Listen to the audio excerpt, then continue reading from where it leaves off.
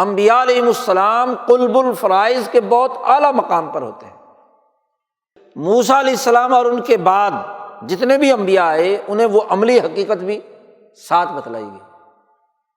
اسی لیے انبیاء علیہم السلام اگر اپنے علم اور اپنی عقل کے مطابق ہی بات کریں تو عام انسانوں کے لیے تو بڑا مشکل ہو جائے گا۔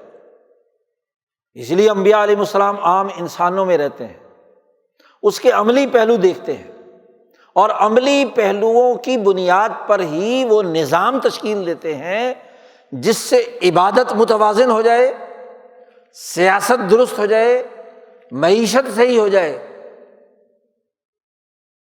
سیاسی سماجی نظام درست ہو جائے۔